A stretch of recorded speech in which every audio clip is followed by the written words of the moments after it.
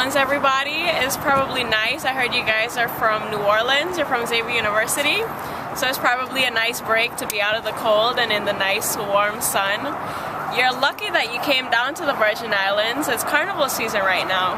So what I'm gonna do is, instead of giving you guys the usual tour where we go to the beaches and stuff, I'm gonna give you guys an exclusive tour and take you around our Carnival events. So let's start going to our first event. I'm going to tell you guys a little bit about how Carnival got started in the Virgin Islands. Now, during the time of slavery in the Virgin Islands, the slaves needed a way to preserve their culture. But due to various slave laws that were put in place by the owners of the plantations, they weren't allowed to publicly play their drums and sing and do chants and different things like that. So they had to do these things in secret. Now, at the beginning of each carnival season, the slaves would all select one female slave that would serve as their queen. She was called the Queen of the Plantation. Now, the job of the Queen of the Plantation was that she had to lead all her slaves through this celebration, the secret celebration, and she was in charge of planning different events and different things like that. So if you look over here, you'll see the stage. Right over here is what we call the Queen Show. It's well, nowadays it's more, has a pageant feel to it, but it's really very important. And if you'll see that girl that's on the stage right now, she's dressed as a conch shell. This is the cultural wear segment of the competition.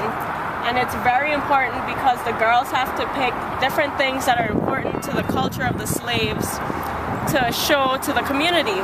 And the significance of the conch shell that you see over there is during the slave rebellion of 1848, in order to tell all the slaves on the island that they're revolting, they blew conch shells to let everybody know it's time to get up and throw out the old system. So now let's make our way over to our second event. It's called the Food Fair. Now, if you look at the different street signs around us, you'll notice they're not in English. Now, the funny thing is that before the United States bought the Virgin Islands, they were owned by Denmark. So all of our street signs are in Danish. A little fun fact. Okay, let's keep going down to the food fair.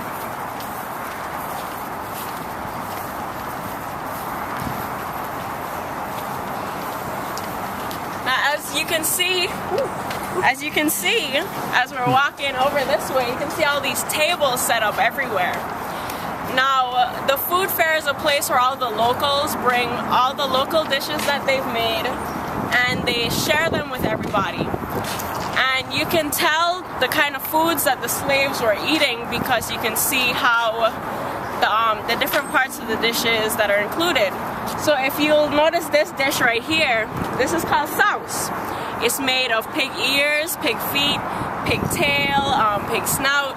And what we can deduce from this is that the slaves were given the different parts of various animals that the slave owners didn't want. So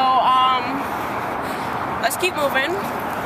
And as you'll also notice if you take a look into various dishes over here, is that a lot of them are stews. And the slaves, they stewed a lot of their food because they were given the toughest meat of the animals, and in order to soften it down so that they could eat it, they had to stew it for long periods of time. So this is where all the local foods are put on display. And if you look over to the street here, you'll see people dancing, and you'll see different bands going down the streets here. And if you notice, those dancers that are on stilts, they're called mukajumbis, and they symbolize the spiritual protectors of our culture. And this procession that's going down our main street here, this is called Juve. It started at about 3 o'clock this morning, and it goes on all day long. Everybody plays both traditional dances, traditional songs, as well as more modernized versions of those. So if we'll cross over, we'll make it through, go through the street a little bit. You guys can get your dance on, try a little local dancing. And if you'll notice, some of the dancing here kind of resembles traditional European style dancing. And this is because the slaves, in order to keep their celebration kind of secret, they incorporated rather different European style dances to give the impression that they were just imitating the Europeans. So let's cross the street now and go over to the Carnival Village over here. Look at the people. You see all these people in the street? These are locals having fun during Carnival, getting their dance on. So let's go over to the Carnival Village over here.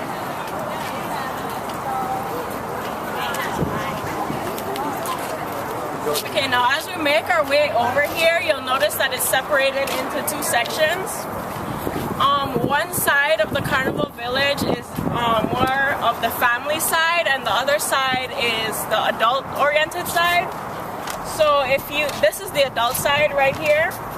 If you'll notice that stage over there, they bring in local artists, they sell local food here, and there's drinks. So being that there's alcohol served on this side, it's more for the adults, and on the children's side, you'll see the carnival rides, cotton candy, different carnival games. So that's dedicated to the kids.